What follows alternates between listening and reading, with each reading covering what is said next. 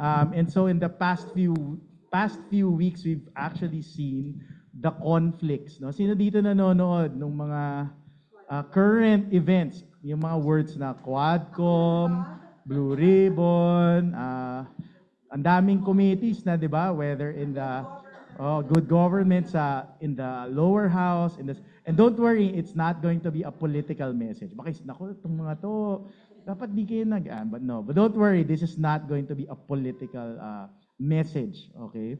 Ano lang natin to, jumping point.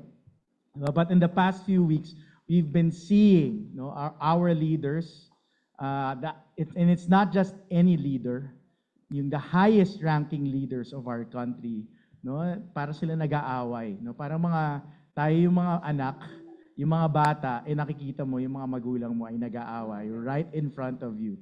Diba? So we've been seeing them arguing. We've seen and heard, and nakalagay dyan, we have seen and heard accusations of corruption, improprieties thrown at them. Diba? And the lowest point for now, mind you, ginagawa ko to kaninang umaga. So wala pa yung latest development nung afternoon, di ba? So the lowest point, di ba, was when we heard the Vice President utter a death threat against the President, the First Lady, and the Speaker of the House. Diba? So everyone was shocked. Diba? Everyone was shocked. No? I think more or less everyone was shocked. It's the first time that we've heard something like that uttered against an incumbent.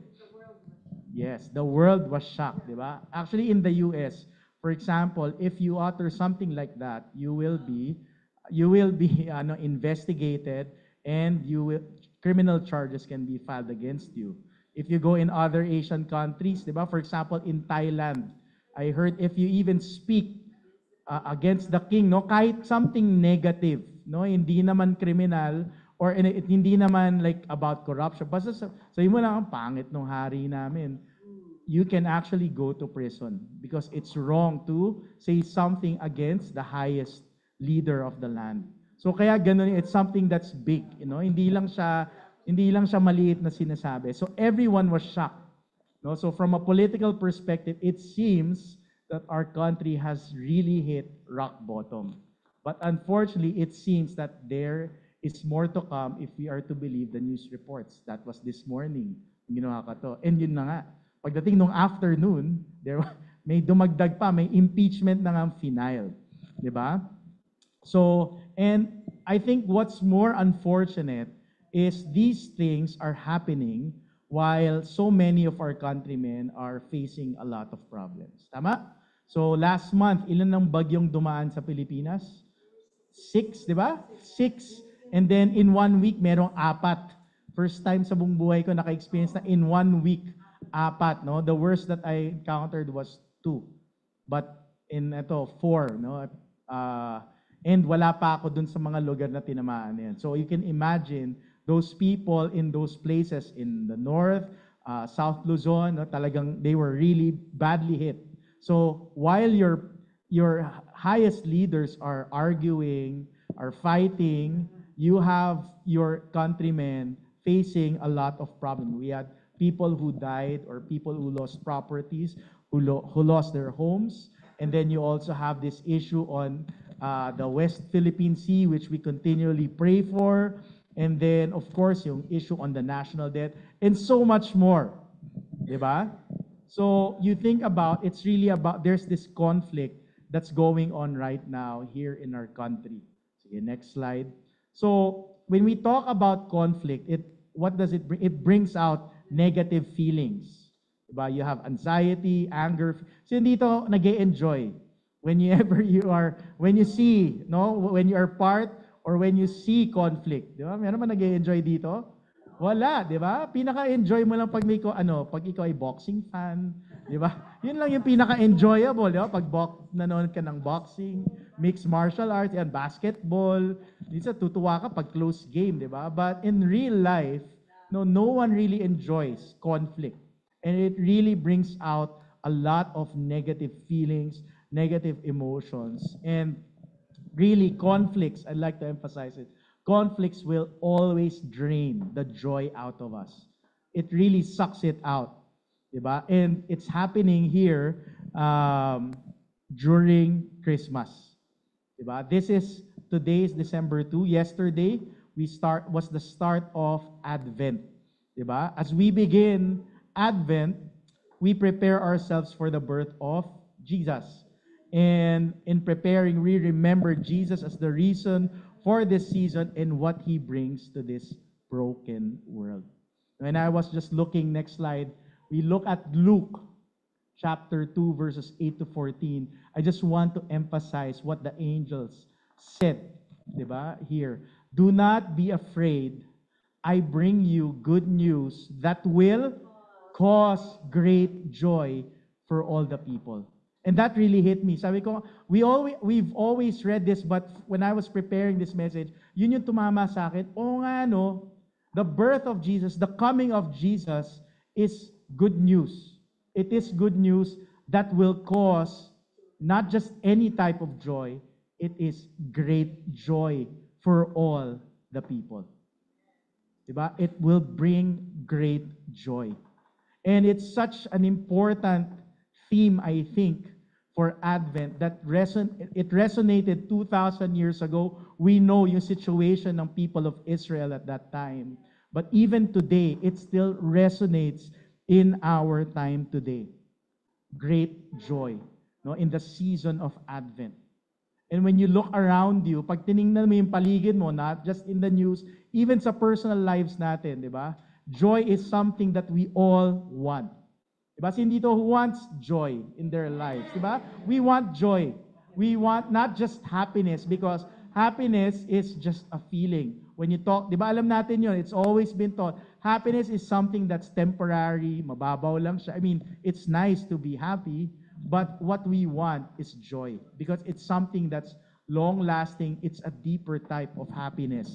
Diba? The world defines joy as what? Great happiness or pleasure, or a person or thing that causes happiness. So whatever causes joy, it can be, according to the world, it could be different things. Diba? Because we all want to be happy. Diba? And especially now when people tend to focus on yung oneself, it's so big ngayon, diba? Yung focusing on what makes you happy.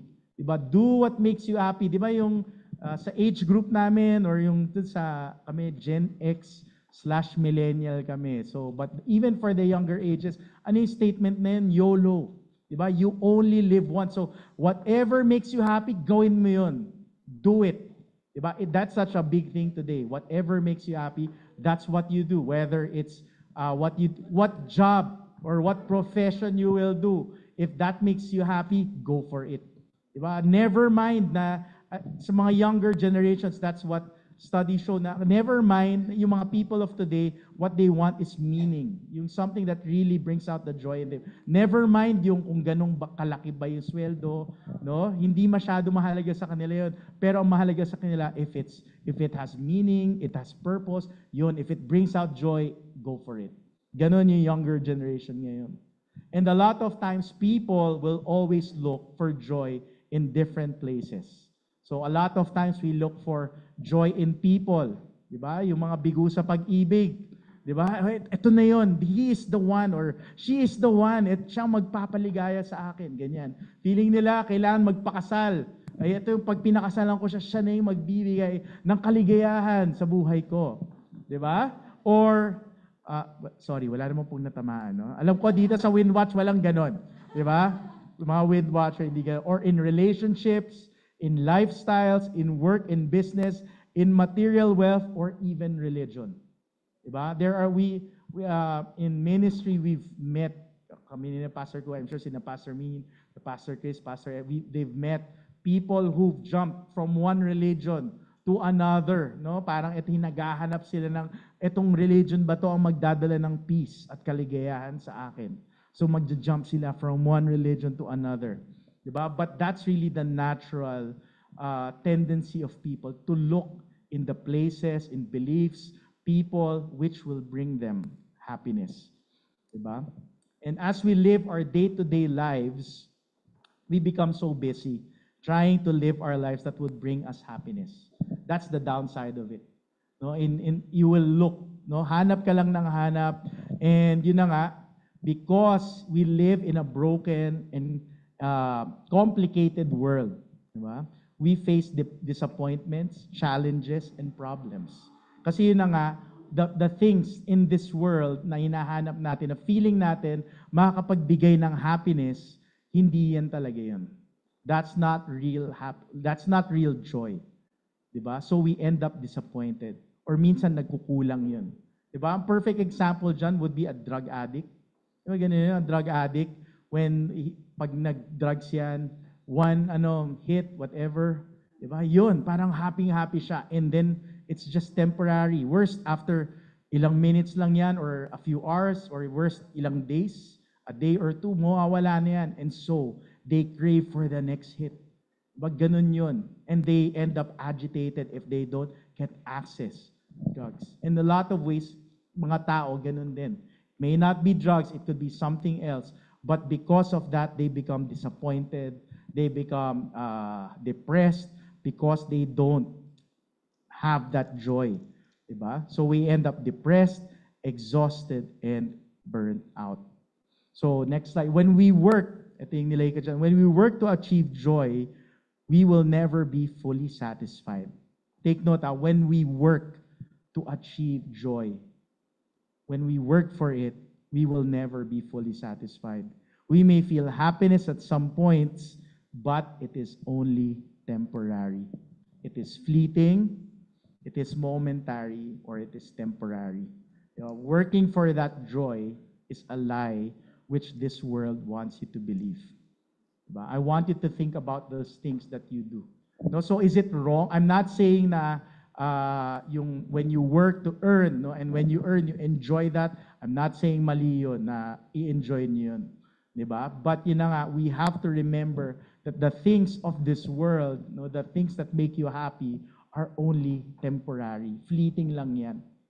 The real joy, there is something different that we are looking for. Diba? And this brings us to our passage for tonight.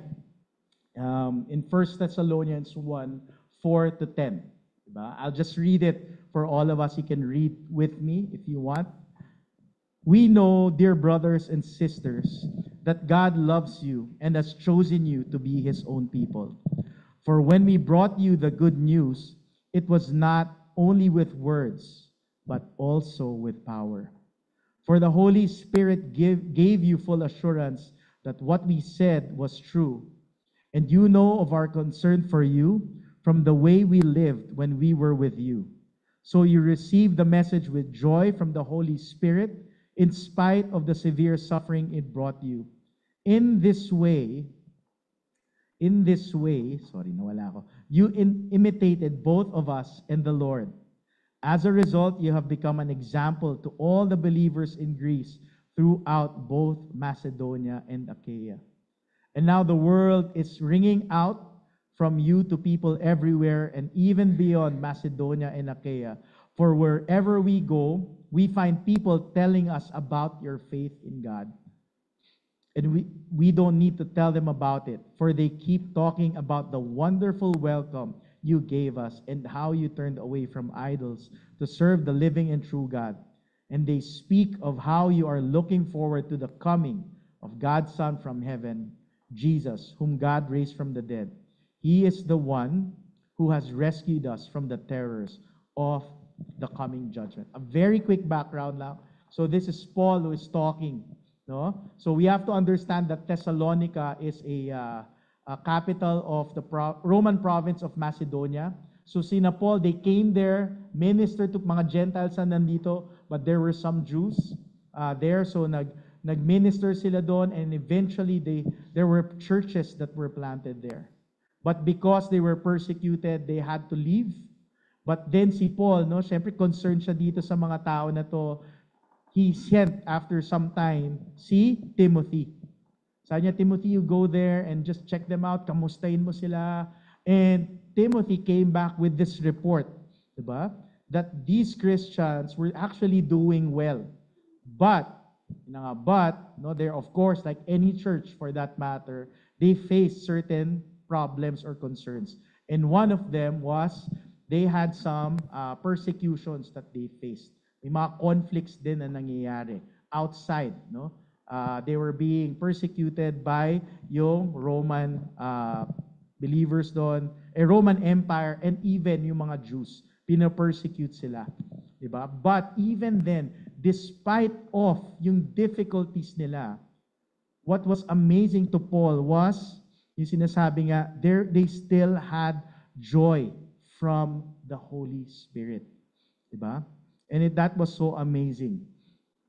But you emphasize this of verse 5, for when we brought you the good news, it was not only with words, but also with power, for the Holy Spirit gave you full assurance that what we said was true. Diba?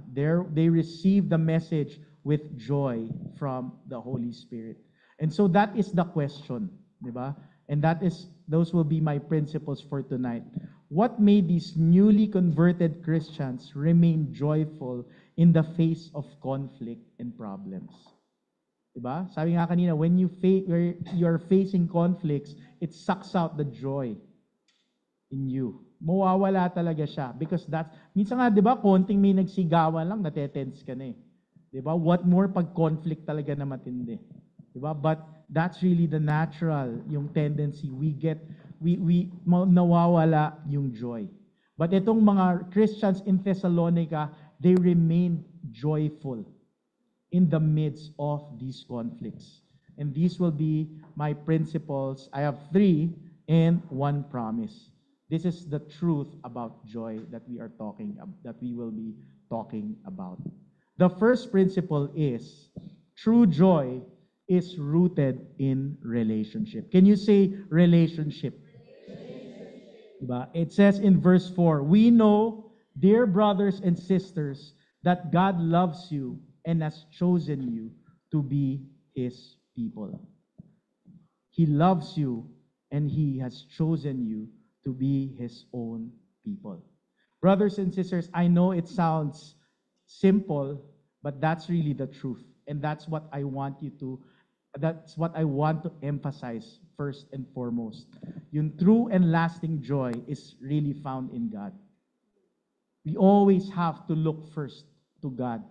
Diba? If there is no God, if you do not have God, if your relationship is not strong, diba? Mawawala din yung joy dyan. Even David, diba, in the book of Psalm, chapter 43, sabi niya, there I will go to the altar of God, to God, the source of all my joy. Sabi niya, the source of all my joy, it is God. Diba, this man, no? Sinabi nga the man after God's own heart. Sinabi niya, God is the source of my joy.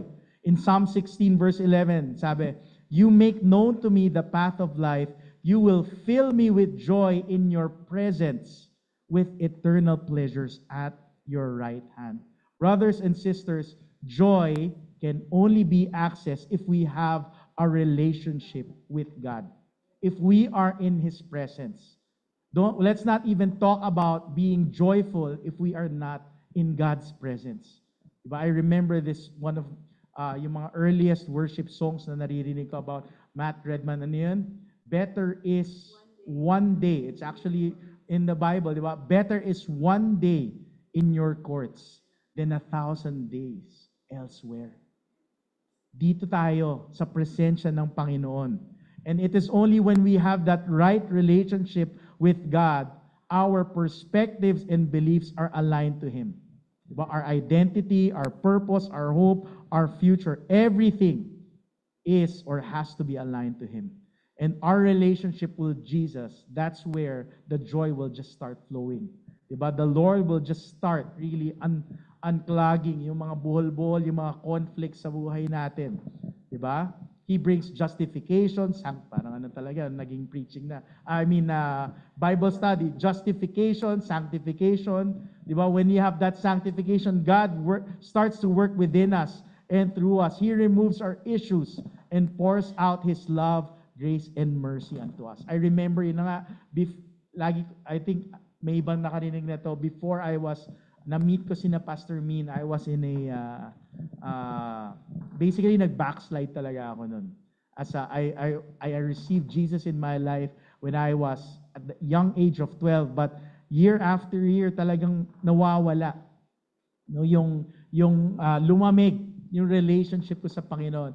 And up until that time, when I was a new lawyer, it was a time where I just really felt so far away from the Lord. And interestingly, it was that time when I had no joy in my life. Diba? I was in a relationship that was not honoring the Lord. I dreamed my whole life to become a lawyer, but when I was a lawyer, I felt so burnt out. Parang sabi ko, I don't want to be parang hindi naman sa ayoko na maging lawyer, pero sabi ko, ito ba yung legal profession na na-envision ko noon? And even in ministry, no, I always enjoyed being in ministry, no, but I would sing worship songs. But then the words that I would utter, I did not believe it. No, I love you, Lord, pero I did not feel the Lord. But then when ginamit ng Panginoon, sina Pastor Min, no, to bring me closer to the Lord, no, it was only then, no, God started to work in my life. Lahat ng mga buhol-buhol na hinaharap ko, lahat ng pagiging burnt out ko, the joy, the sadness, the loneliness in my life, pinalitan yun ng Panginoon. One of the things that He replaced it was that joy. No, yung gusto mo nang nagme-ministry ulit, 'di ba? Hindi lang po si Arlene Joy, 'di ba? Hindi lang po si Arlene Joy, but even more your relationship, yun po talaga yung pinaigting ng Panginoon. Talagang grabe. No, I became so on fire for the Lord. No, nabalik talaga. And it's only because of that relationship. 'Di ba? It is something that is deep. It is something that cannot be extinguished by your current situation. And it's only because we have that relationship. It says in John 15, verse 5 to 11, I just emphasize this one verse. If you remain in me and I in you, you will bear much fruit. Apart from me, you can do nothing. It's Jesus Himself who said it's so important to have that relationship with God.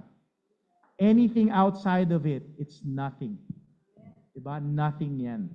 Diba? Walang mangyayari dyan. You can try to look, yun yung if wala kang God sa buhay mo, something else will come in. And yun na nga, usually, kapahamakan yun.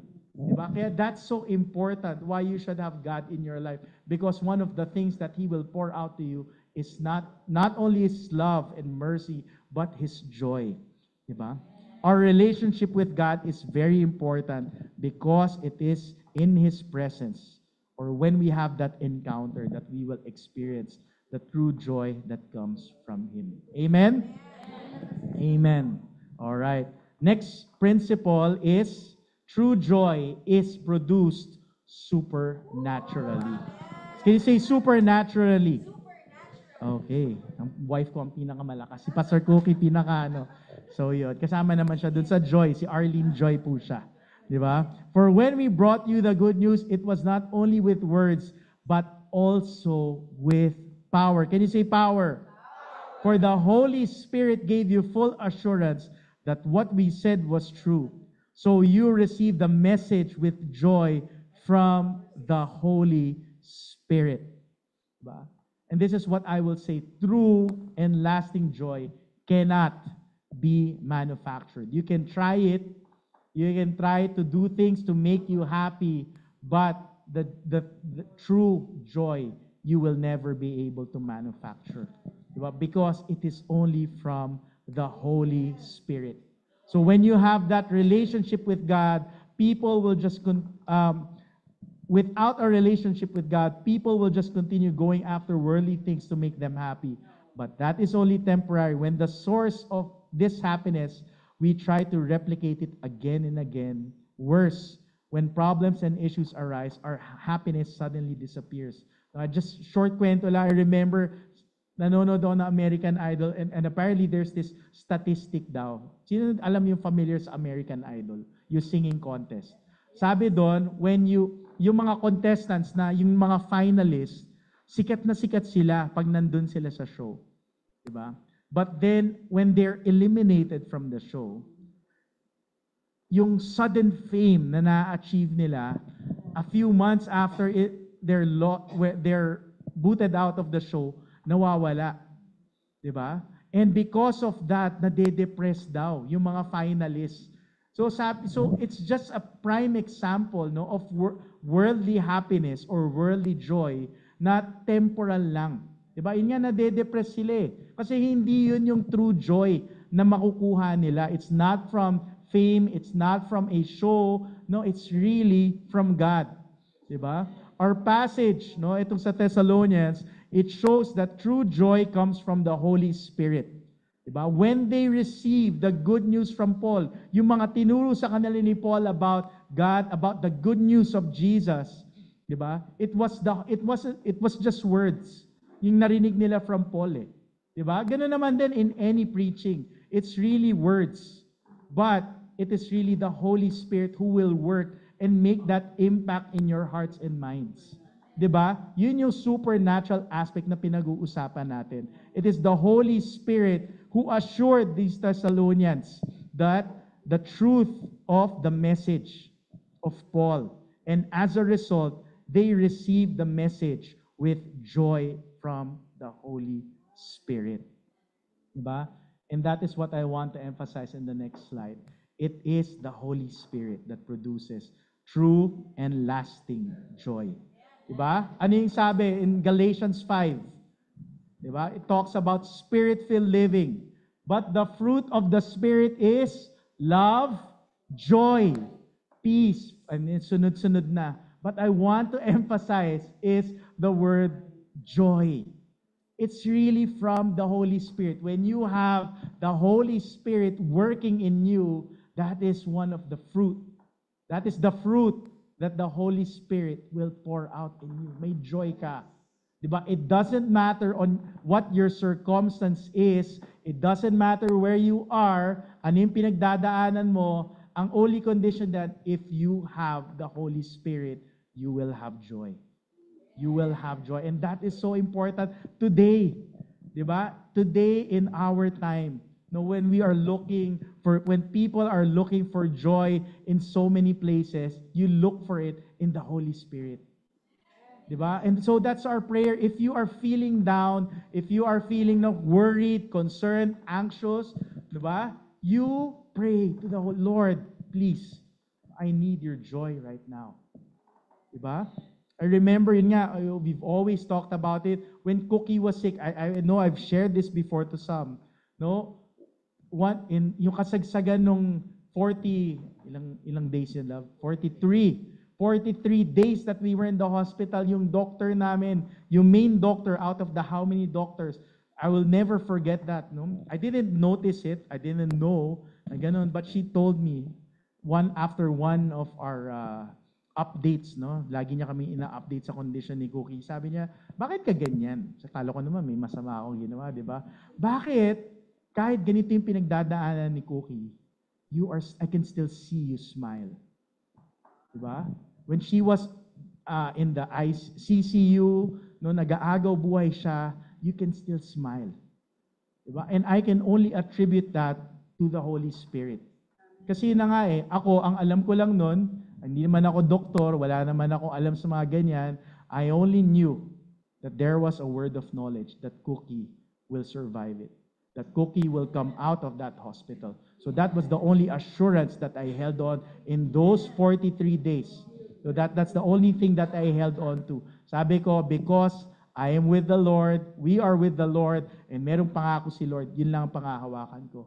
It doesn't matter what the circumstances. It doesn't matter na may bad news kaming narinig for that day. I knew temporary lang yan. I knew whatever I was seeing, that's not the end. I knew that there is something beyond what Cookie was going through. And we have Cookie, until now. She is preaching, she is singing, di ba? She is ministering to so much people. Di ba? If you don't have joy, if you do not have the Holy Spirit, you can't have that joy despite of those difficult situations. And we should really, di ba? So even now, if you are going, whatever you are going through, I don't know yung mga pinagdadaanan ninyo, but brothers and sisters, I just really want to encourage you. In this time of in this season of Advent, the coming of Jesus, sabi nga ng mga angels noon, it is this news supposed to bring great joy. Di ba? That we should be joyous. So let's ask the Holy Spirit to continue working. Di ba? That is really the message of Christmas that really resounds, that really resonates to all of us. Amen? Then this brings me to my third principle. Ano yung first principle? True joy. Okay, okay. Number 2, true joy. Okay, and number 3, true joy thrives despite suffering. True joy thrives despite suffering. It says in verse 6, so you receive the message with joy from the Holy Spirit in spite of the severe suffering it brought you. Diba? In spite of. So it doesn't matter nga kung ano yung kahit mahirap. No? In our passage, that's the Thessalonian Christians were joyous despite the conflicts and persecutions that they experienced. And mind you, if you really read that book, if you read the commentaries, yung conflicts na nafe-face nila, it was really serious and even life-threatening. But these did not dampen their joy. Amen? Because, you know why? Because it was not from an earthly source. It was from the Holy Spirit. But it's from the Holy Spirit. Brothers and sisters, hindi ko sinasabi, baka isipin nyo, ini-encourage yata tayo ni Pastor Charles na pagtawanan lang ang ating mga problema, hindi seryosohin. No, I'm saying, yes, we take note, we acknowledge itong mga concerns, problems, conflicts that we are facing. No, we should not belittle our problems. Now, we address our concerns na pinagdadaanan natin. But what I am pointing out is that true joy will remain despite the problems and persecutions that we face. That we are secure in our standing with God and that we should know that He will take care of us. Kaya hindi natin, alam ko, madaling sabihin, no? Madali ang unang reaction natin is matakot. Mangamba, 'di ba? Pag merong problema, pag merong nagkasakit, ba minsan di mo alam, serious yung sakit tapos wala ka pang pambayad minsan, nakakatakot 'yon, 'di ba? Nakaka-concern, 'di ba? Or pag time ng tuition, no? Pag sa mga nagpapaaral pa dito, 'di ba? Or pag merong nung hindi ka pa born again or meron ka may pinagkakautangan ka pa, 'di ba? So mahirap na hindi ma-concern. But what I am saying is, di ba, we are secure, di ba, in our standing with God. He will take care of us because you have that relationship. Di ba, walang Kristiyanong talunan. Amen? Di ba? I've always remember nung pandemic, di ba, kilala natin si Brother Eddie. Di ba? And I was just so impressed with him, no? Yung time during the pandemic, unang namatay sino? Yung daughter niya, na mayor sa isang city sa Bulacan, no? Namatay. And then during that time, namatay din after a few months yung wife niya. And I will not forget nung time nung nag-eulogy siya for his wife. And it was broadcast on YouTube, if I remember correctly. But I was able to watch it. And I was so amazed because this man who is grieving, di ba? Namatay na siya ng anak. And for any parent, that is such a difficult thing to go through. Namatay yung anak. And then, soon after, hindi pa siya tapos mag-grieve, namatay naman yung wife niya. Ilang years na silang kasal. Nagsama ng wife niya. His wife has always been at his side for the longest time. And then nawala in just a span of few months.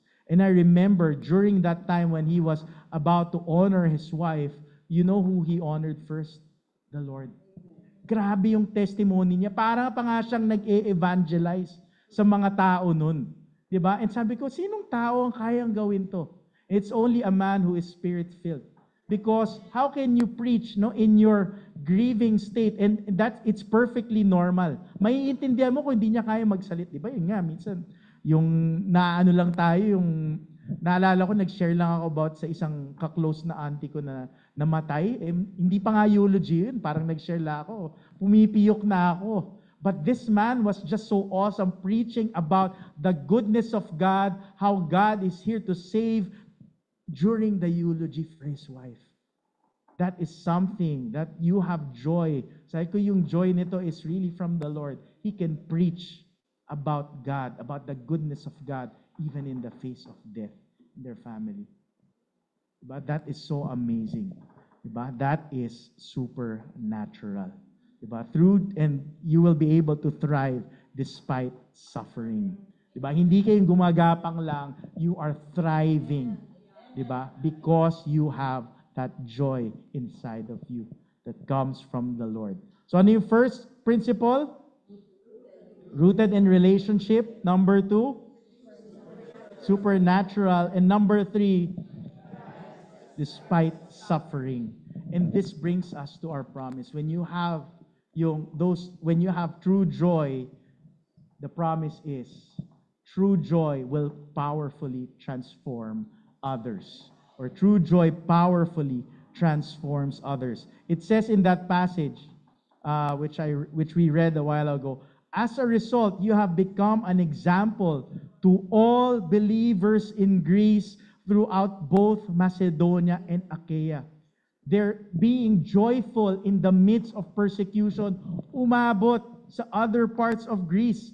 And now the word of the Lord is ringing out from you to people everywhere, even beyond Macedonia and Achaia. Diba? The word of yung testimony of the Thessalonians spread quickly in both Macedonia and Achaia, and even beyond. They became examples to all. Can you say all? All believers in Greece. And in the same way, diba, God will make your life a testimony. The joy that you have in you will become a testimony that will transform others. Ganun yun, di ba? Whatever we receive from the Lord, it will overflow. And pag nag-overflow yun to the people around you, the people around you will not remain the same. People will also be changed because of that overflowing joy that you have in you. Diba? Sabi dyan, God will make your life a testimony of transformation and hope, spreading His word through your faith and actions.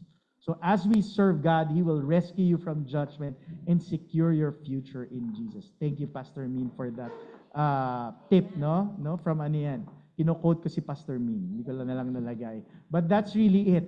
When you have that life of true joy, no, it's not just going to change you. It's not only going to empower you, it will also empower and change the people around you. Diba? And yun na nga, yung testimony ng pinagdaanan ng family namin, that's really an example. What we went through, nung time na yun, sometimes iniisip namin, bakit kami dumaan doon? No? Si Cookie nun, yun yung lagi natin niya, bakit ako nag-ano nun? And because of that, her life, no, sabi niya, it's different already. Pero yun na nga, we learned eventually as time went on, why we went through. And God used yung testimony niyan to bless other people. Cookie has been used to minister personally to people. Diba? To encourage. I remember nung time nakasagsagan nasa hospital kami, even yung caregivers niya, no, mini-ministeran niya kahit siya yung nakahiga, daan niya ng tube sa ilang operation na pinagdaanan niya. And while the caregivers would take care of her, especially sa gabi, she would talk to them and share to them about Jesus. Diba? And eventually, nung lumabas na siya sa hospital, no, God brought to her people who would be undergoing mga same things or similar things. No, and akala ko nga noon siya lang. But eventually, I would also get to talk to people and gagamitin ko yung situation to encourage them. Diba? Kapatid, kaya mo yan. I remember this lawyer mentor. No, siya naman, ang pinagdadaanan niya, yung daughter niya for several months, no, in and out of the hospital because of some eating or some disorder na hindi siya pag kumakain siya, she just threw out everything. And they had to bring her to the hospital every month. Sabi niya nga, grabe. And lawyer to, this man is full of faith. Pero when we were just chatting, kinakamusta ko siya, talagang nawawala na siya ng pag-asa. And I would just encourage him. And syempre, I used yung pinagdaanan ko to share, no, about God's faithfulness. Ay, kuya, huwag ka mawalan ng pag-asa. May awa ang Panginoon. He will carry you, your wife, and your child through this difficult ordeal. And I can't forget yung sinabi niya, Charles. Sobrang thank you for that Kahit text lang yan, we were just texting on Viber. But the words that I was using to encourage him, it really had an effect. Kahit text lang yun, and he was just so encouraged. And now, yung daughter niya is cured, is healed already, na overcome yung disorder na yun. No, brothers and sisters, the true joy that you will have, I really have to emphasize it, it will transform others as well. Diba? Use it because yung overflowing joy niyan, it will be able to change people. It will transform people. Diba? So if you are in a place, if you are just full of joy because of the Holy Spirit, great. But you have to think, nasan ka ngayon? Where is God placing you?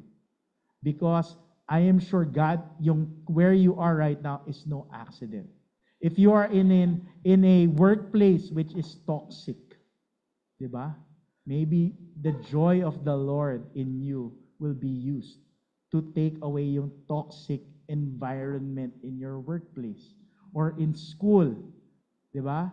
In my office, I really do Bible studies, and I am just so amazed how it has the word of the Lord, no, yung bina-Bible study, yung ginagamit namin na nasang lesson na ba kami, yung LIV pangalan yung ginagamit namin eh. So medyo matagal kami kasi every other week kami, no.